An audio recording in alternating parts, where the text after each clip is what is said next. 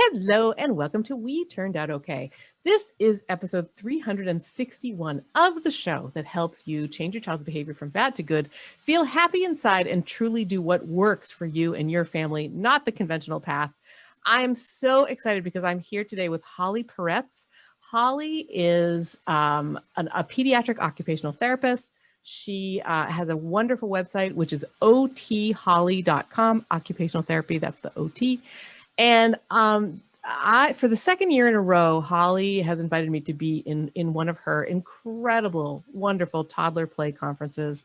She's also agreed to come on this show so we can talk a little bit about ADD and ADHD. I am creating a series. This conversation is part of that series. And in short, Holly, I'm so excited to welcome you to We Turned Out Okay. Thank you so much for being with us today.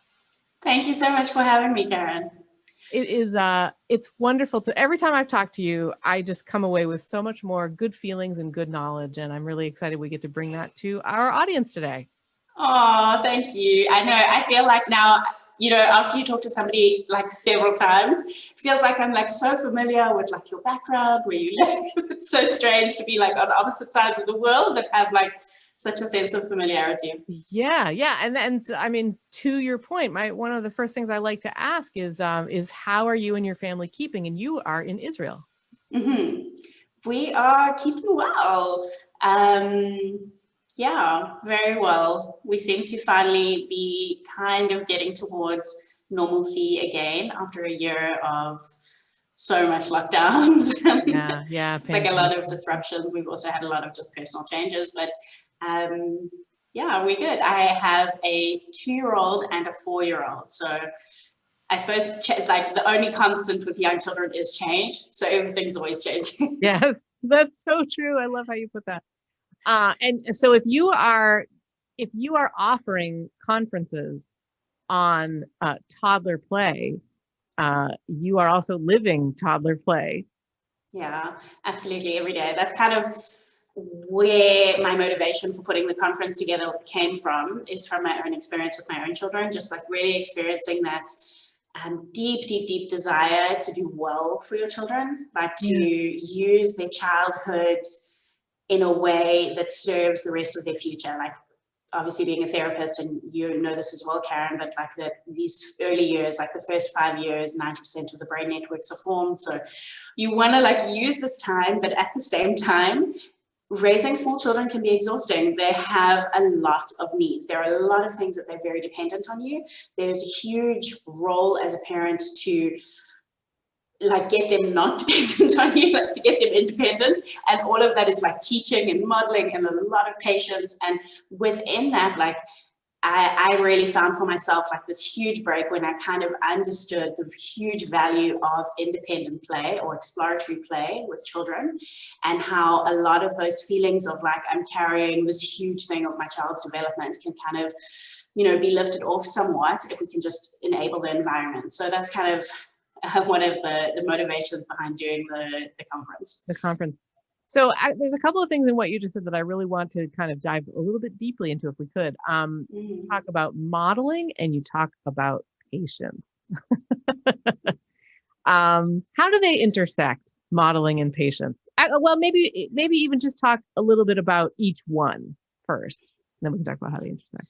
Okay. Do you want to, like, is there a specific like situation that you want to dive into those, like in terms of like emotional regulation, or in terms of like just independent skills? Oh, I love thinking.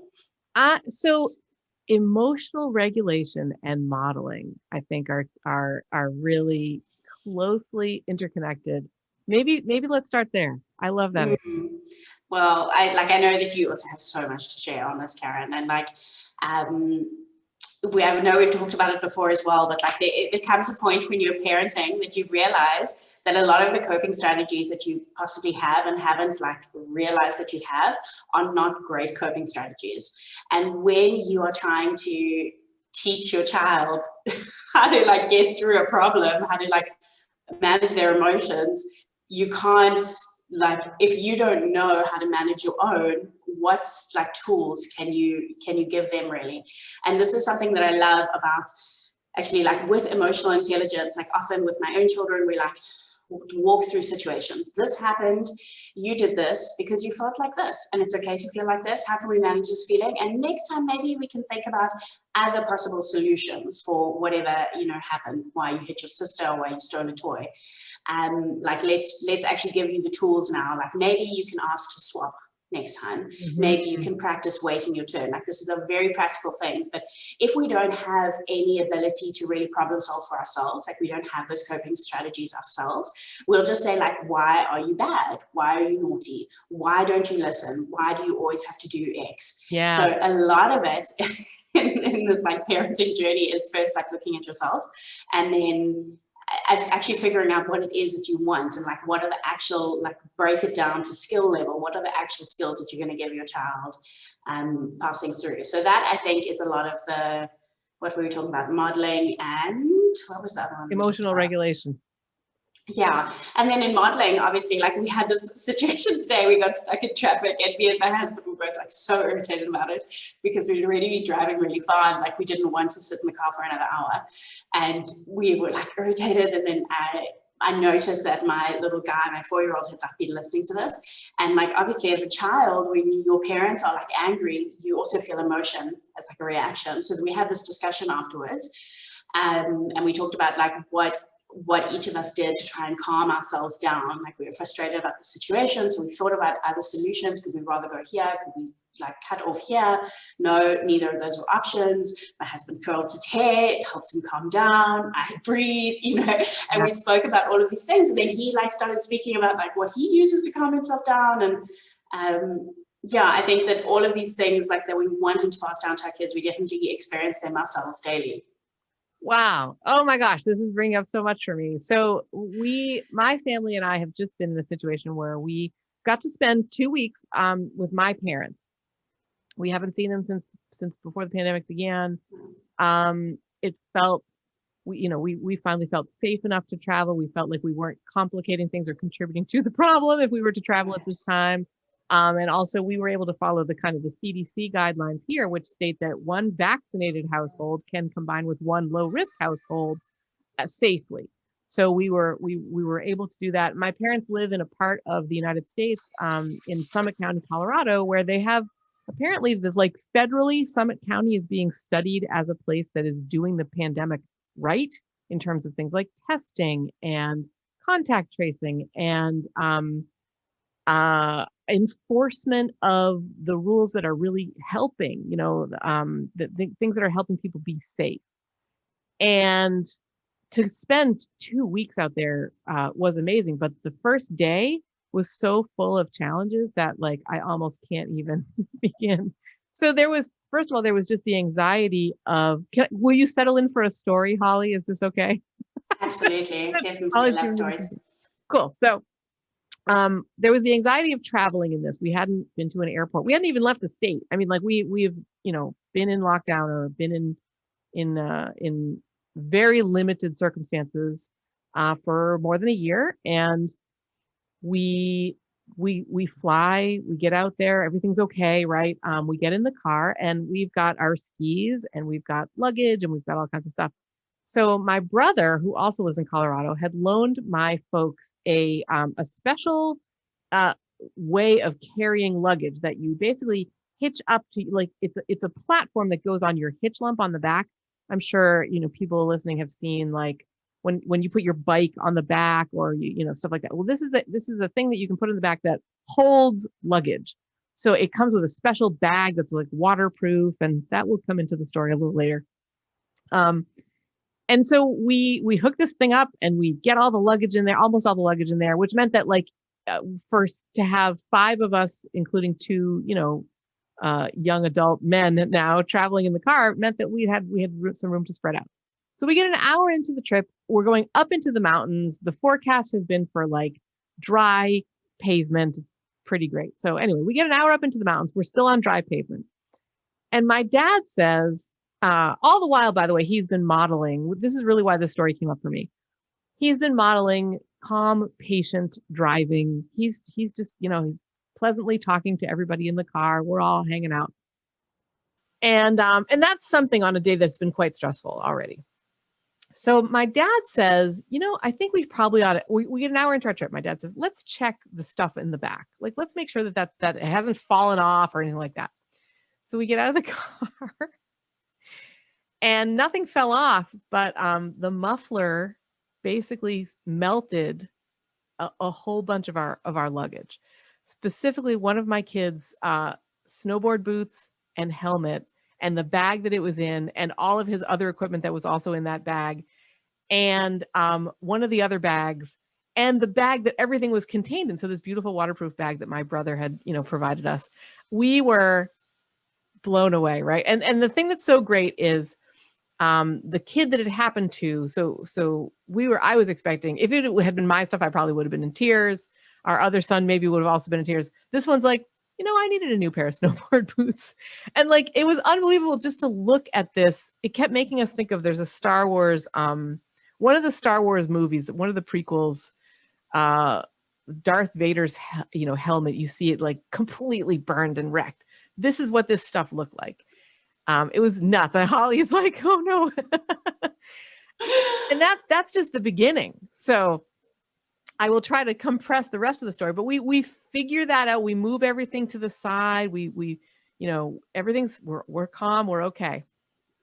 We get back in the car. Now there's about a half hour left. And that half hour took us 2.5 hours because a snowstorm happened. Snowstorms happen. And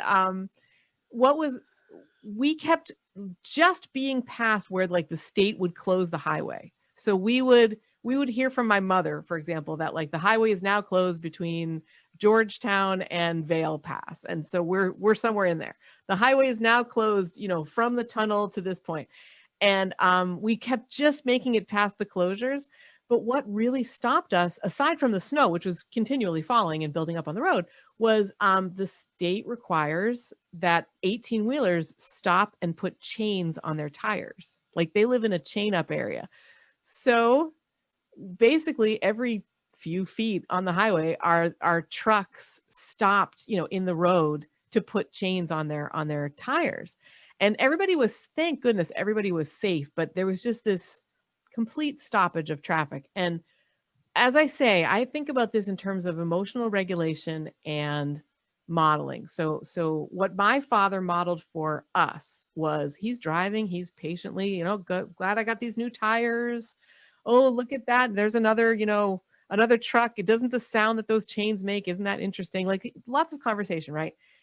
And only later did he say, we were on the way back down, actually, at the end of our trip when it was nice and dry and we're headed into Denver. And my dad says, that trip up was one of the more harrowing trips that I've experienced living here for 23 years. And like, you wouldn't have known that, and it made it so much easier for us to be calm and to to not freak out. Mm-hmm. And then my husband and I could model that for our kids. In fact, Jay and I, my youngest and I, we were in a seat together. And I mean, we've already been through this fire, right? We've been through all this crazy stuff. And we could look at each other and we were singing 99 Bottles of Beer on the Wall. That was one of the things that we started to do together. And like, it was okay because all of the adults, including, I guess, my own children, have made it okay. Like we managed to come through, and now it's a story. We talked about how tragedy plus time equals comedy, and sort of now it's a story. But I loved, thank you for letting me tell that story, first of all. Oh, yeah, I love it. And I think just, it's really amazing how that does happen in trips, which generally are like so stressful, and that calm can be just so contagious and just so helpful for everyone around. Yeah. It also, my folks happen to have a car that has satellite radio, and we found like the Beatles station, which was acceptable to everyone in the car, which, sometimes that's difficult to find. That was really helpful as well. And there was a lot of emotional intelligence being deployed or being used. And I would love, what I'm loving about our conversation, Holly, is that we're taking big words, right? Emotional regulation, modeling, emotional intelligence, and we're making them very practical. That was your words from a few minutes ago. And I would love it could you share a little bit more about emotional intelligence and like how the concept of it might be helpful for parents in an everyday setting, like in traffic or with kids who are tantruming or whatever. Yeah. Well, I think that it's firstly realizing that we all have emotions, right? There is something like within society that sometimes we think emotions are like really bad things and we just need to like stuff them down and continue to function. And realize that actually the way that your body takes in an emotion, it affects your entire body. It's not just like something that you can just like click and goes away. It is there. So emotional intelligence is really the ability, as I understand it, to recognize these emotions, to turn towards the emotion, to process the emotion, allow the feeling, and then move towards a path of problem solving. We call that coping strategies, or like to continue to function. So for example, let's say as a child, because children are learning emotional intelligence, like it's not something, because it is a higher level brain function, it's not something that they already have established.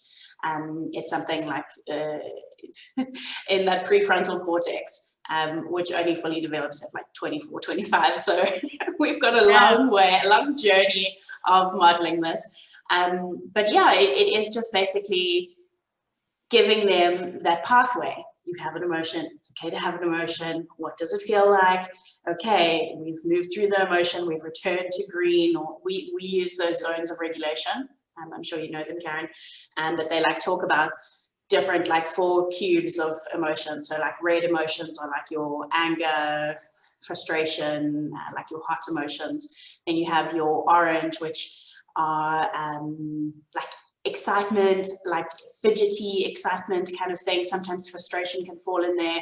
Then you have your blue emotions, which is like sad, disappointed, upset, and then your green, which is like calm, ready to operate and function. So, you know, with my kids, we like to like talk about those red emotions. Like I'm in a red emotion right now. I feel angry or whatever. We turn towards the emotion. We choose something that helps us manage that emotion so that we can return back to green, because that's kind of, as a very productive society, what we want, right? That we're always calm and productive, but it will never be always. But if we can like short loop that cycle, or at least like work through the cycle instead of just like muffling down those emotions and then just letting them come up in very dysfunctional ways. Yeah. So to know where you are in the zones of regulation feels really good.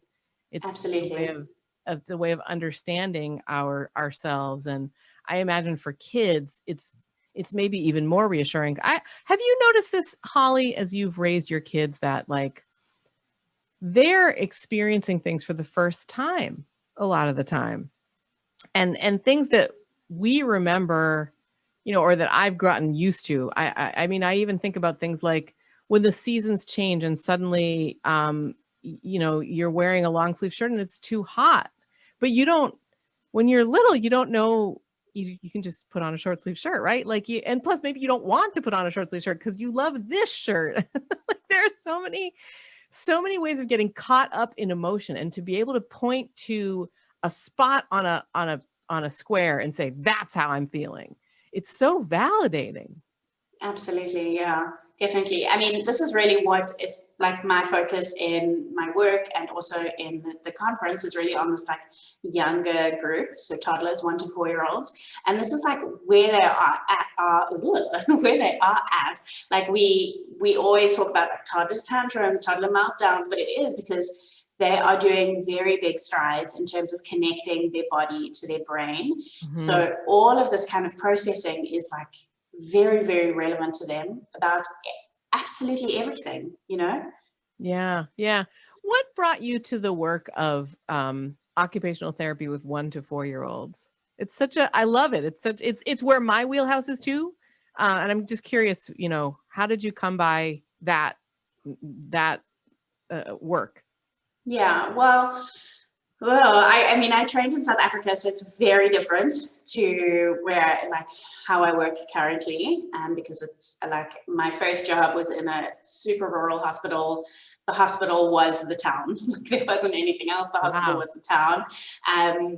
But yeah, throughout my work, I mean, I kind of knew that I wanted to work with children after I graduated. But there is something in this age group that is just, it's so foundational. You know, I can say like the 90% of the brain networks, but it's so much more than that, because when we like break down how human development actually happens, it is foundational blocks. Like we often think of child development as like this race. We think of it as like a box that we need to like put in every kind of opportunity, experience, early learning, everything into that box, and then our child will do well.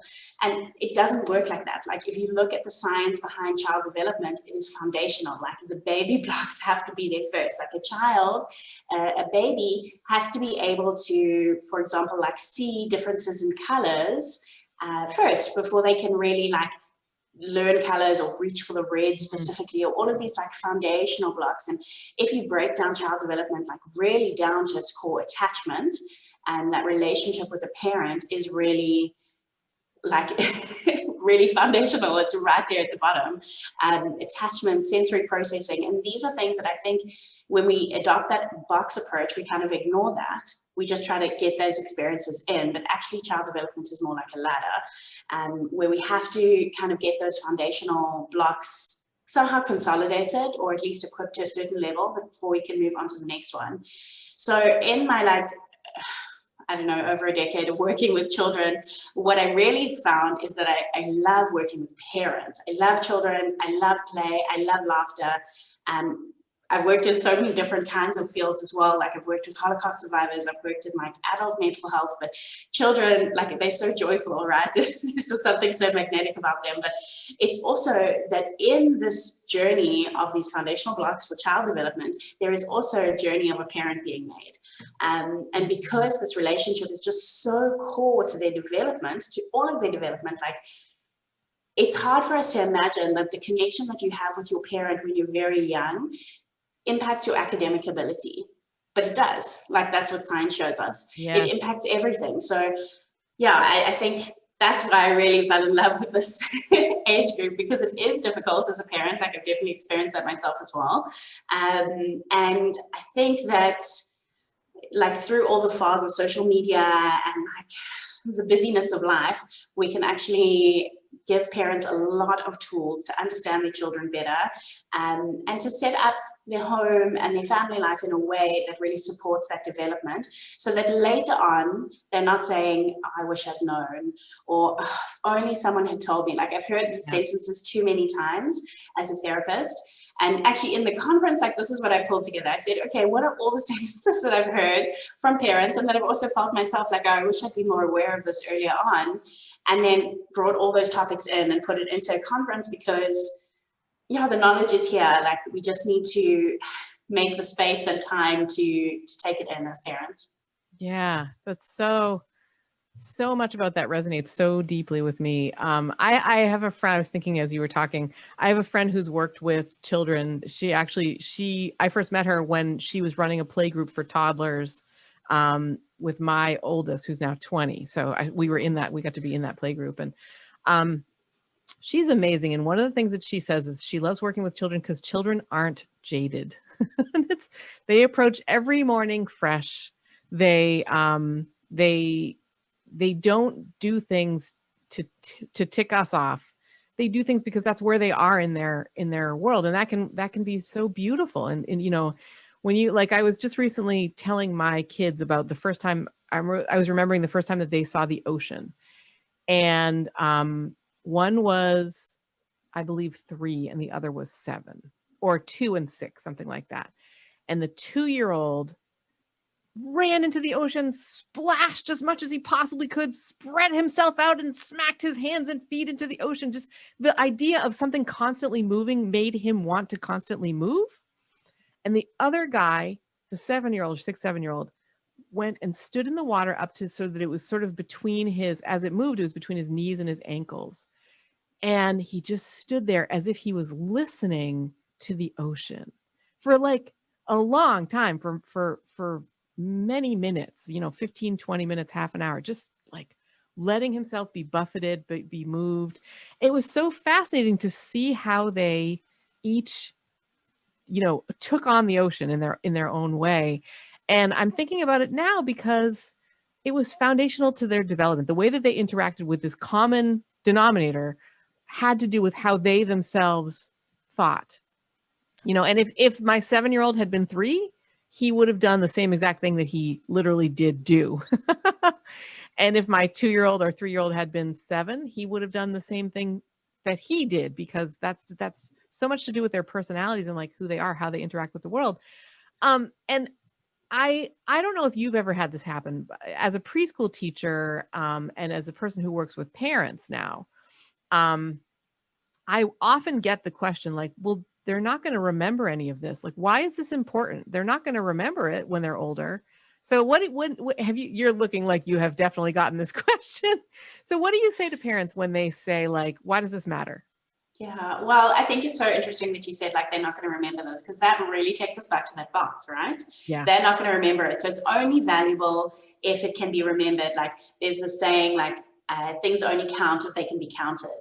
And this is just so not true. Like, I mean, I really challenge like any parent listening to also think about their own childhood. Like some of the things, you know, for the good and for the bad, like small things within childhood have a ripple effect for the rest of a child's life, across their development, across their psychology. I mean, the example that I always like to bring back to parents is that like, look at a skill like balance. Being able to stand on one leg. You know, at 2 years old, we say like a child would be able to stand on one leg for a few moments.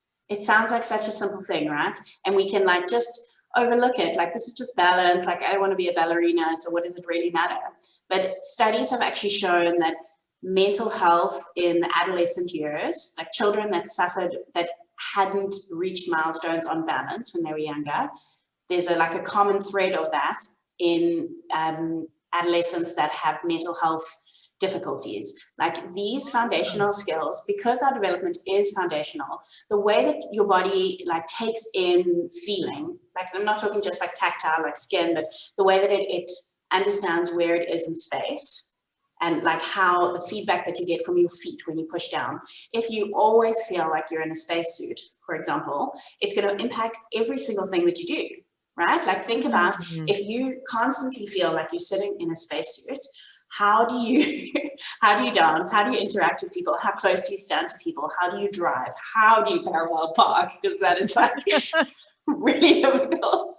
But it impacts, you know, like what we often do in society is like break off the head and say like everything is just about the head, how we feel or how we think, and or like our academic success, and that's everything. But in these little years, what our children are learning to do is connect that brain to that body. And there has to be that connection. Like the body is valuable in everything. So it's not necessarily about that a child would remember their childhood, but that they've experienced it.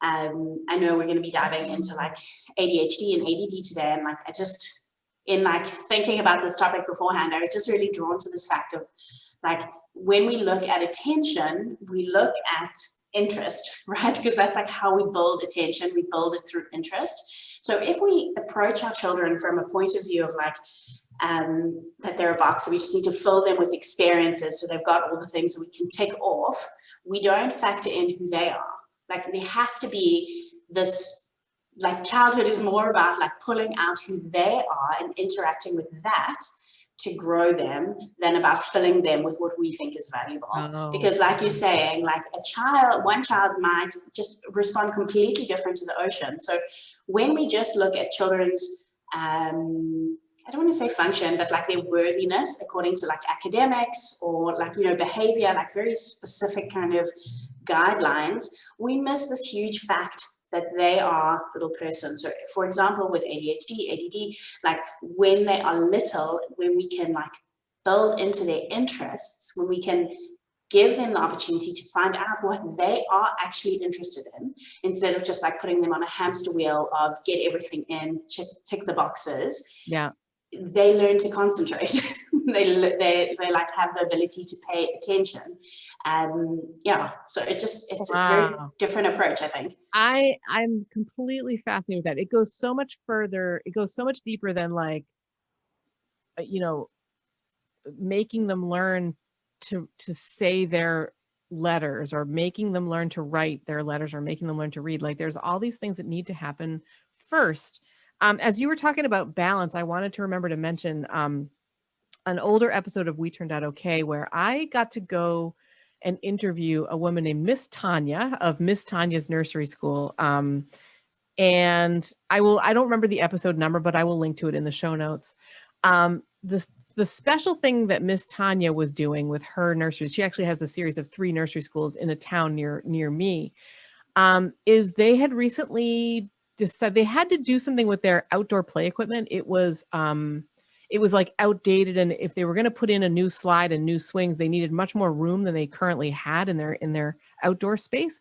The one where we interviewed, we sat in their outdoor space, and it was in the middle of Westboro, Massachusetts. So you got buses and traffic, and such an interesting and fun environment for little kids. But what she did was she pulled out all of that typical stuff where kids have to wait in line to get on the slide. Kids have to wait to get on a swing. They can only do things for a certain amount of time. And then everybody's sort of standing around waiting and pushing and shoving. And instead, what they did was they brought in something called loose parts, which they're the loose parts. I think it's like a sort of theory of play.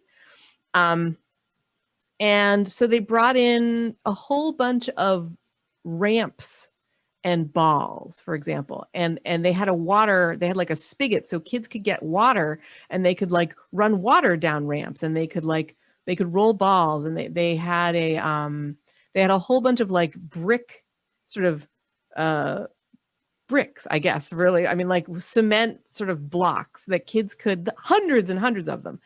And kids, all of this stuff was available. This and so much more was just available to the kids. And what they saw was that they saw so much more cooperative play. It was not about kids waiting in line for anything anymore. It was about kids playing together, playing apart, being able to spread out, do what they wanted. But the reason I bring it up is because there was a big plastic rowboat sitting out in the middle of this playground. And I started to watch kids eventually come onto the playground as Miss Tanya and I are talking. And so I start to see, 4 or 5 kids at a time. Sometimes they would climb out and others would climb in, but they would get into this rowboat. So I asked about it, and Miss Tanya told me that when they first brought the rowboat in, kids, they did play like, we're on the ocean and blah, blah, blah. But what they mostly do with it now is they use it to play with their balance. They literally use it to just get their balance and feel differently balanced, because every time somebody climbs in, it goes off kilter again. And they had such a good time with it. And as you're talking, Holly, it's making me realize just how important the basic skill of balance is that we don't even think about. But if you don't have, and how are some ways that parents might inadvertently put their kids in, as you call it, kind of a space suit? Like, how could that happen if a parent listening doesn't see that? How could we help them see that? Yeah, well, the space suit example, like what I was specifically talking about was like proprioception. So that's like your feedback that you get from your muscles and joints when you push up against resistance. Mm-hmm. So that's just like allowing for them to experience normal sensory development, which they experience through play. So like this example that you gave is so fantastic, because we do as parents, like maybe we're aware of it and maybe we're not, but often we think of play as very construction based. Like we as parents want an outcome, right? Yes, if you don't just build, you don't just build Duplo, like let's make this into, it has to be something, like it has to be a tower, it has to be something, right? You can't just build. But for children, they can just build, because that feeling of pulling and putting together might be exactly what they need right now. Mm-hmm. That might be exactly what they're learning. And like this example that you gave of the boat tipping over, I just, it's so brilliant, because movement is play. Like movement is enough to qualify play. It doesn't have to have glitter. It doesn't have to have confetti. It doesn't have to have Disney. It can just be, let's like do this funny thing with my body. Yeah. We can all remember this as kids, right? Spinning around until you fall down. It's so fun. But do we really, like in our society today, we know that children don't have open-ended play, like free play. I think the statistic is like the average American child has 6 minutes of unstructured outdoor play a day. Mm-hmm. And like, that's scary. That's really scary. Like if you think about the fact that this is like a foundational need and right, it is written as a right for our children. And without really knowing it, to keep up with like getting in everything that we need to get in, and really like maintaining that big boulder of like, am I doing enough? And I just want to give them the best that I can. We can actually like derail their development, because we're not letting them do that movement. We're not letting them play outside. We're not letting them play in a self-directed way. We're like really the jester, that we need to entertain them and we need to like keep us going on this like big learning path, right? Yeah. Instead of actually just allowing them to play. And I love that you say we, because I don't know about you, but I'm certainly guilty of, I mean, like I think about the hours that I was like, thank God they're watching television so I don't have to worry about them, right? That's not time where that's time where they're sitting in a spacesuit. That's, you know, there's no gravity there. They're just sitting and consuming, which I think that is fine. Like for anyone listening, I don't want you to feel like you must turn off the television and never turn it back on. I think the idea of going from 6 minutes of open-ended play per day to maybe let's up that to half an hour to an hour to see just, and the beauty of it is, this was also the beauty of Loose Parts, is that there's no planning. You just, you bring this stuff in, like Miss Tanya would ask the kids, like, does this sound like, should we bring a bunch of sticks out onto the playground? Like, would you guys like that? And they were like, yes. And so that's kind of what happened, right? We don't have to plan an activity that's going to have an objective, that's going to have an outcome, that's going to be graded in any way. We can just open up the cupboard door and see what they do with the Tupperware, you know? Yeah, definitely. And so I definitely have a couple of questions about ADD and ADHD. And I'm really glad that you brought it up earlier. I wanted, just before we get to that, I would love for you, I've had such wonderful experiences being in your conference, your Toddler Play conference. First of all, I love that you are out, discovering you out in the world doing your incredible work was so good for me. The other thing that I loved is people in that conference got in touch with me, wrote to me, like had so many questions, and I've started to work with some people that I met in your conference, and there's something really special about it. So I'd love to just ask you just about so there's the one that's upcoming and this episode is going to be out, I believe, a week or two before the Toddler Play conference. And I'd love for you to talk a little bit about what people can expect when they sign up, which you can do by going to the link that I will have in our show notes here. So what can people expect at the Toddler Play conference this year? Well, like, because my heart is really for parents, the main thing that you can expect is not to be overwhelmed with like a list of should-dos. And I really wanted to make this conference a place that parents can feel actually empowered. Whether you come to one talk or you come to all 28 talks, it doesn't matter. Like, what I want for parents to walk away is feeling like they have more tools in their parenting toolbox, that they understand this thing of play a little bit more, and that it actually helps for this parenting thing with young children to be easier. Like, not that it would feel harder, that you would feel like more to do, but that you'd be given actual, like, real skills on how to set up your environment in a way that invites your children into play. We have, our first day is like just about toys. So like how to declutter toys, how to rotate toys, how to set up toys in a way that invite play, what toys are helpful for children for actual play, and which toys you can just leave in the store. Then we go into like all different types of independent play from Montessori perspective, just from like a few different lenses, which is really helpful. And then we also really dive into child development, like each component of child development, as well as connection through play, which is our final day, which Karen, you're on the final day. So yeah, that's what I think that parents can really expect, is a feeling of empowerment. We do have practical workshops on like how to set up loose part invitations, for example. But it also gives you just a lot of like room to breathe out, room to feel like, yes, okay, it's okay if everybody on Pinterest and Instagram does X, Y, Z, and I can be brave in choosing the way that truly supports my child's development, which is giving them a little bit more autonomy within their play. Yeah. Yeah. Oh, wow. I love that. Connection through play. I mean, that's what I'm all about. And I love the idea too, that it's a space for breathing. It's a space where people can realize that, like, this isn't about judgment. It isn't about, there's no prize for finishing with the child with the most, I don't know, perfect clothes or hair or something like that. Like, we can all get caught up in that. And but it's really about like, what is the relationship with my child like? How can I make our lives better and more enjoyable, not necessarily through purchasing stuff, but um, through relaxing, through bringing in more open-ended play, and through modeling joy. I think it's so often what we model is what kids pick up, and if that's anxiety, then how can we change that a little bit? So I'm very honored to be part of this conference, and it's cool to know I'm on the last day. So what are the actual dates of the conference? It's the 22nd of April through to the 26th. Okay, cool. So it's 5 days. And it is free, and you can anybody listening, you can look right down in your podcatcher.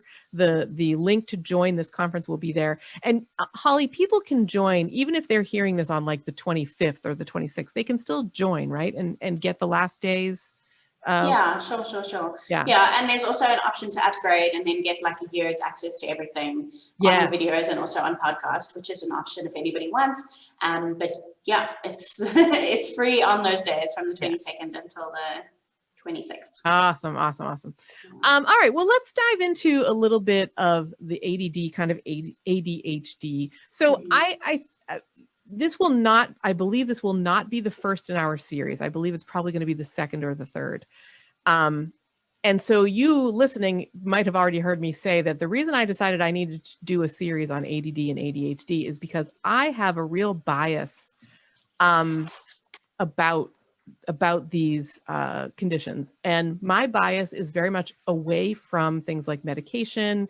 It's away, like when I was learning to be a teacher, when I was being a teacher, it was sort of a different landscape. And what we found was that every child with any momentary distraction was being labeled as somebody with ADD or ADHD. And parents were sort of clamoring for that from a really early age, a lot of the time, so that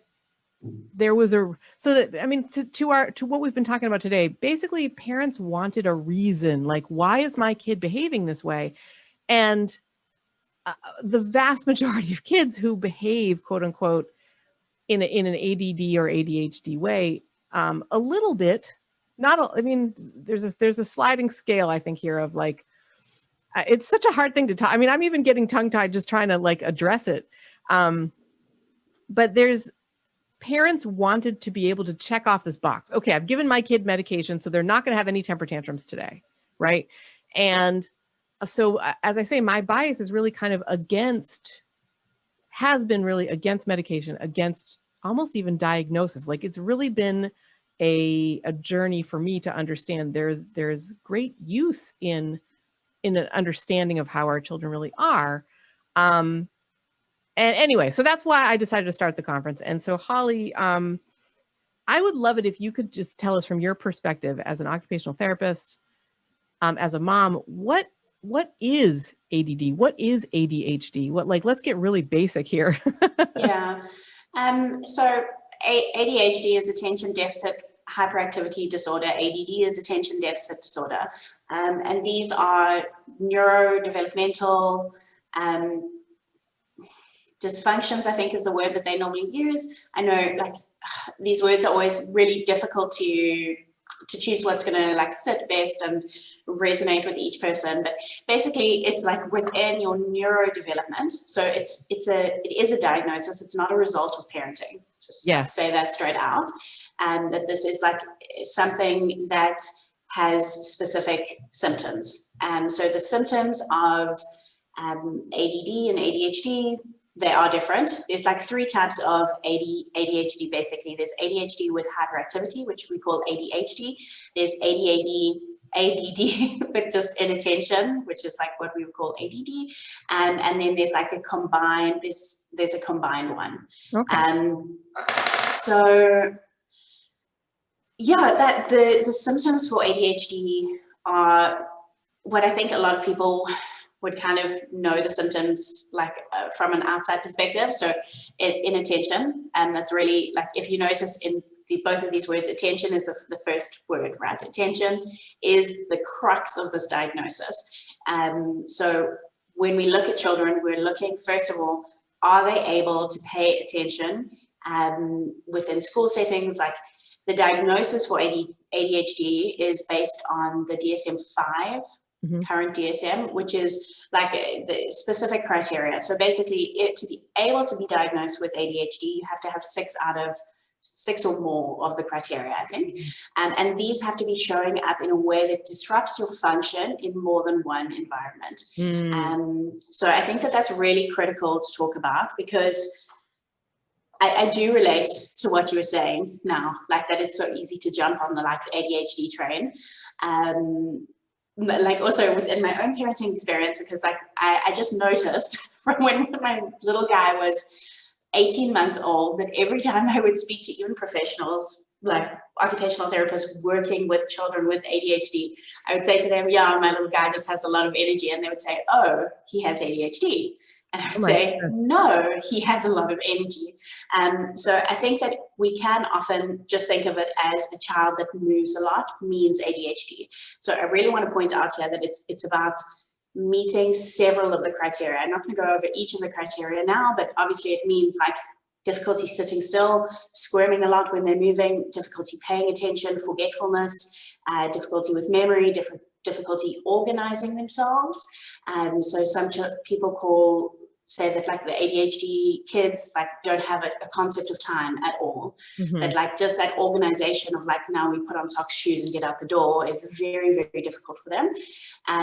So it kind of spans across everything where attention is necessary. So that comes into learning, that comes into getting out the door on time, that comes into everything. And it's not just about one of these areas. So again, within that diagnosis, it has to be across 2 areas of their life or 2 environments. Yeah. So if it's only in school, so this does happen, like a parent is saying, we've never noticed any problems with attention, and the school is saying it's ADHD, we need to like be investigating this a lot more, because it does need to be across 2 environments to really be able to diagnose ADHD.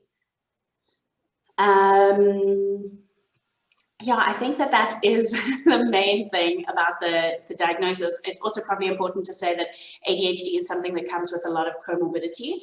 So being diagnosed with ADHD, there's a lot of other diagnoses that often stem off of that. Okay. So ADHD, a child, 3 out of 10 children with ADHD have anxiety disorders as well, learning disorders as well.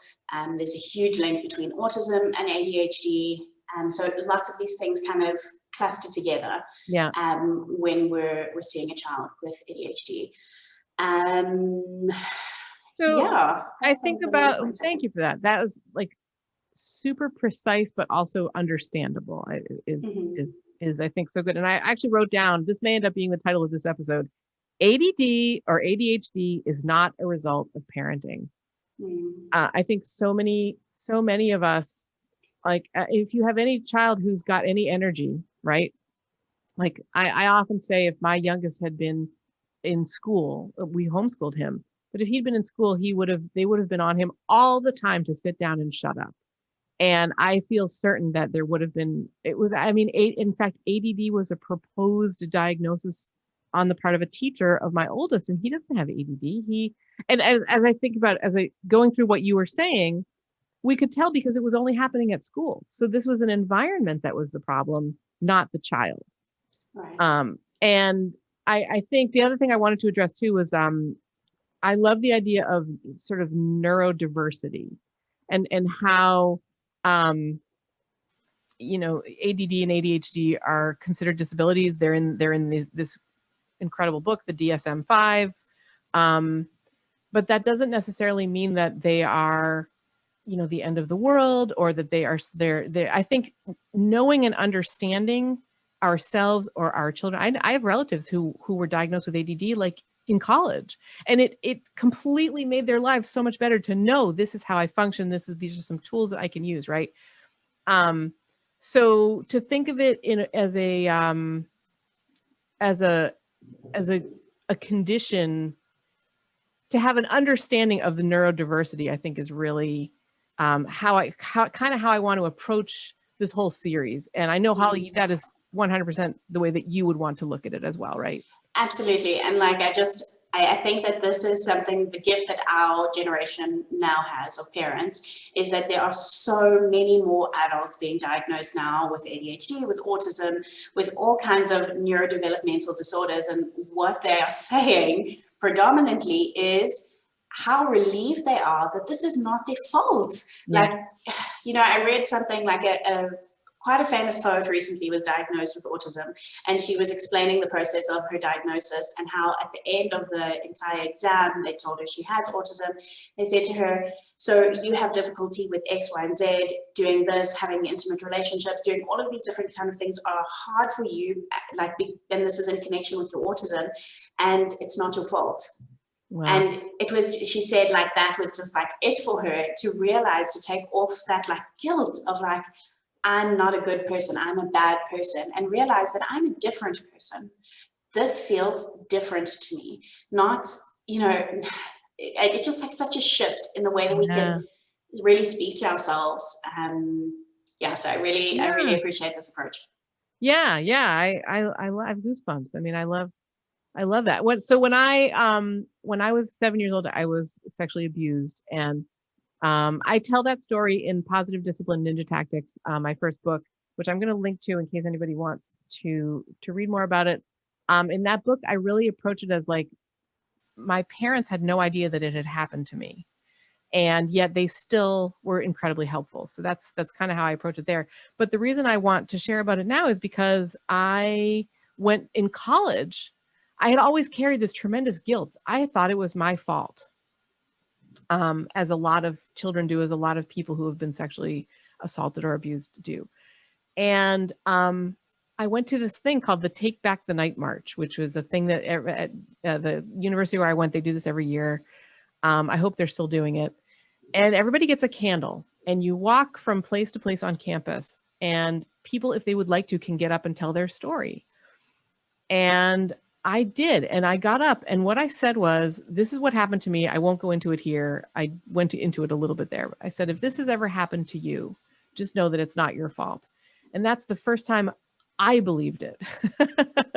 So it's such a relief, as you know, to find out that something that you had always been judging yourself on, or especially if someone with ADD or ADHD, you do get this judgment from the world of like, I'm not enough of a person, or I'm not a good person because I've got this. And I guess the next question that I have, Holly, is what can parents do that would be helpful in this area? So I really want to leave it very wide open. In terms of ADD or ADHD, what can parents do that would be helpful with their children? Yeah, it is such a wide question, because I think it really depends where in your journey you are, right? Like, a parent that's coming into a story of ADHD with a child that is already in their teens is very different to a younger child. But what I did want to just mention before is, we talked a little bit about this thing of diagnosis, and like your feelings of sometimes like, is it really helpful? And I really wanted to equip parents with just understanding that a diagnosis is a formal thing.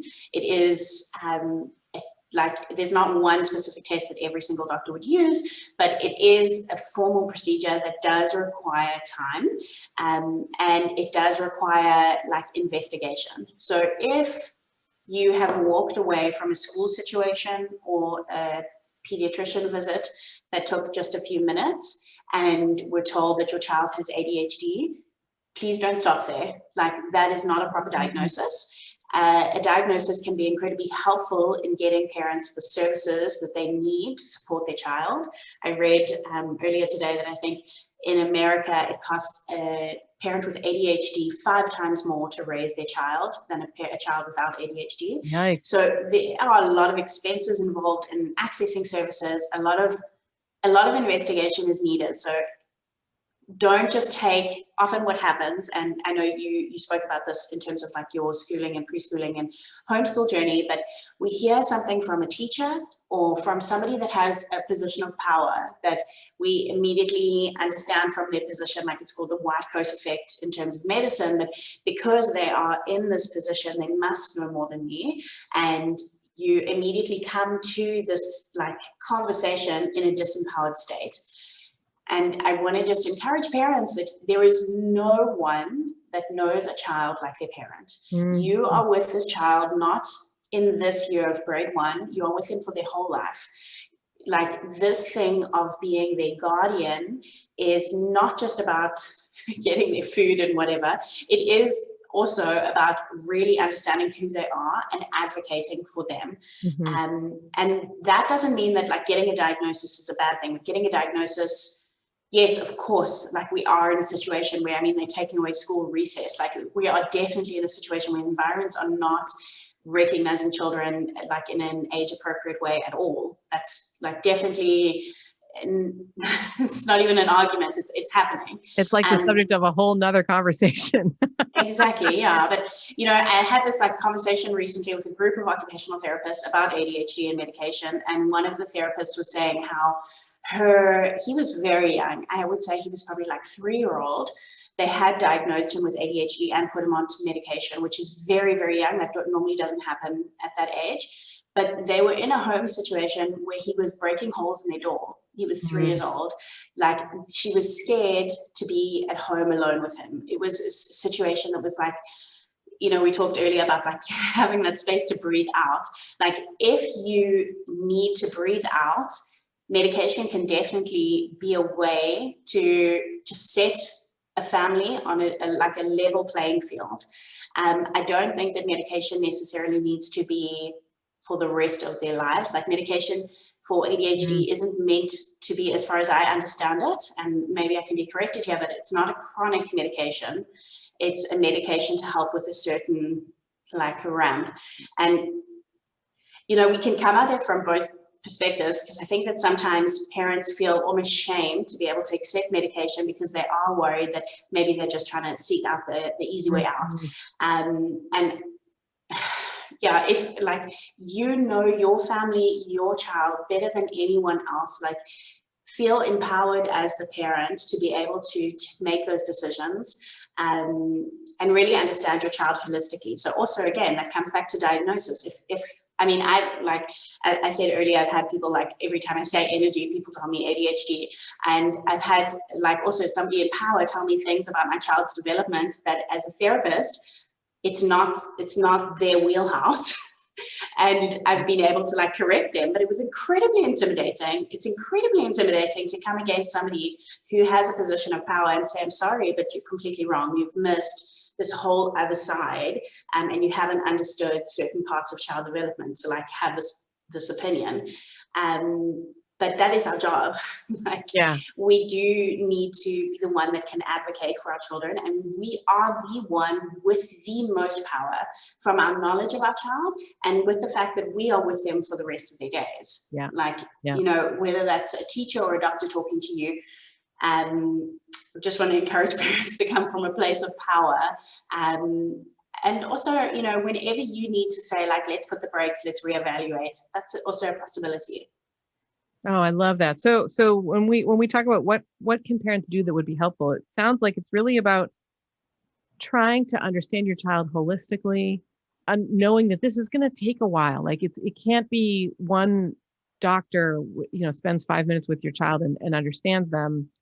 And just knowing that you know your child best and your instincts count. I have been learning that instincts, gut instincts is actually high level pattern recognition. Like we can't even say what pattern we're seeing, but it's in our gut, we know. So you know your child best, you know your family situation best. What you can be doing is knowing that like that's helpful, like consulting yourself, your inner self and speaking back to someone in authority and saying, well, actually, that's not how we see it. Absolutely. Yeah, there's this book that I really love. It's by Dr. Ross Green.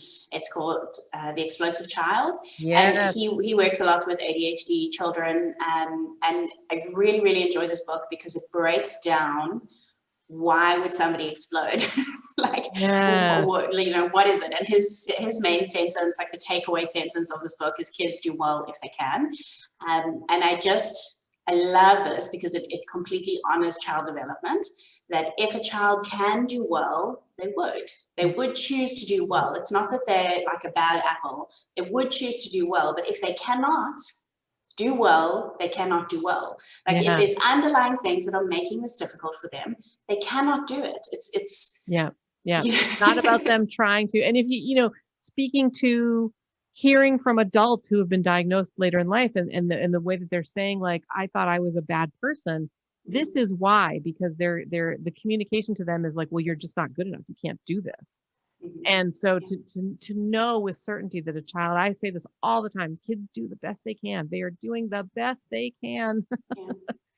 Absolutely. And I love that. I love all of that, like, so much. So I have, our time is short. We're actually a little bit over an hour. So Holly, have you got time for one more question? Yeah, I just want to add one more thing to this, if that's okay, Karen. Yep, so absolutely. The main thing that I was saying here is, like, parents, equip yourself and, like, just trust yourself and empower yourself with understanding your child's development and your position in their life. But I also just want to offer that it's okay if the solution to some of the behavior that we're seeing or difficulty that our child is experiencing, because ADHD is not only behavior, it can be just like difficulty with learning as well. Yep. It's okay if your approach is not cookie cutter. It's okay if that means maybe that you're choosing homeschooling instead. It's okay if that one of our talks in the conference is by Kim John Payne, and he works as well with a lot of children and neurodiverse children, and like his whole approach is slowing down life. So it's okay if that's your choice. You will be brave in slowing down some of the things that you can just, like, take out some of those extracurriculars and whatever. Like, it's okay if this doesn't mean, like, if it means that your child is not going to be the first A student in their school, if they're going to be rather something else, their intelligence lies maybe in music or something else. Like, that's okay. It's difficult. It's so difficult. We want the best for our children. We want them to do well. We want them to be the best, and, like, feel that we have equipped them the best we can. And it's okay if that doesn't look like the movies. Like, it's okay if it looks a little bit differently. I love that. Yes, it's okay. It's your life. It doesn't have to look perfect as long as it feels good to you. It doesn't have to look good from the outside as long as it feels good to you. Our time is so short, but I do have one last question before I let you go, Holly. And thank you so much for being here with us today, for taking this time. I know it's pretty late where you live, so for me it's mid-afternoon. For you, it's probably bedtime. So the last thing that I like to try and think on opposites. So the previous question was, what should parents be doing, right? And so this one, I just want to, what should parents avoid doing when we think about a child with ADD or ADHD? Like, what's not such a good thing to be doing? Yeah, I think that the biggest thing is really looking at our children from a top-down approach. So we look then just at, like, academic functioning, like all those higher level brain skills. We look at, like, academic functioning, behavior, all these kind of things, instead of looking from a bottom up approach. So really looking at those, like, core foundational blocks of development. And we also have a talk actually in the conference about primitive reflexes, and, like, these things, they're so amazing. You have primitive reflexes to help you, like, as a baby. Like, one of the primitive reflexes that help you get down the birth canal, if it is not integrated by movement and just normal patterns of integration, which normally happens within the first year or two, this can look like ADHD. Wow. It presents almost the same, but it's actually something so base level. This is the thing that helped you get down the birth canal. And if you can really approach your child from a bottom up approach, not just looking at behavior and academics, but really, like, baseline functioning? How is their sensory functioning? How is their attachment? How are their primitive reflexes? Like, how are these core things in our child? How much stress do they experience in a day? Like, all of these core foundational steps for development, you can do so much more. Like, there's so much possibility there. Wow. I love that. Like, that is not something that I would have thought of as important, but I mean, I can, now that you mention it, I can see how very, very important it is to, I guess I wouldn't have looked at it that way. And we do, as parents, we can get caught up in all the things they can't do right now. You know what I mean? Yeah. I know that, you know, I'm close to someone who, when their child is now a teen, but when their child was younger, they were like, there's no way this kid is going to be able to go out in the world. Like, we're going to have this kid in our home forever. And now he's 16 and he's talking about becoming a doctor, and we're seeing him, he's grown into himself. Like, you never know. When kids are young, we just never know how it's all going to work out. I think, and maybe Holly, you would join me in saying that, like, if we cannot worry so much about the outcome, but instead focus on what's happening here now, that will promote better feelings and better enjoyment now, but it also, it's a foundation for the future. Yeah, absolutely. Whether your child has ADHD or ADD or something else or nothing. I mean, like, whether they're quite a typical child, like, all the outcomes are better when we can focus on the now. You know? Absolutely. Wow. Yeah, I love that. Yeah. Well, thank you so much, Holly Peretz of otholly.com. It's meant so much to have you here today. Everybody, I mean, we've talked about some of the other presenters in this, in Holly's conference that's coming up. You want to be a part of it. So you can join for free. You can watch the talks on the days that they're released for free. You can have access to them for a whole year, just for, you know, for paying a little bit of money. And however you do it, I think, I mean, my best advice is that you boogie on over and sign up, because you're going to love it. I mean, I've loved being a part of it. And I know you will too. So thank you so much, Holly, for everything. Thank you so much. It was such a pleasure to talk to you, as always. It's always encouraging and fun. Yeah. Yeah. This is what I love about the internet, is we get to connect with awesome people. Amazing. Super amazing. Really, really great. Well, thank you so much for listening. I do have a final thank you today for our producer, the man who I think, as our children have grown, has really been able to go back with me and see, like, the foundational things were very important, and they've brought them to where they are today. He is not just our producer, he is the 23-time winner of the Husband of the Year Award. It's his voice that you hear at the top of this show. I'm talking about Benjamin Culp, my husband and our producer. Yeah, so thank you, honey, for doing all this for us. And finally, again, thank you so much for listening. We will see you next time.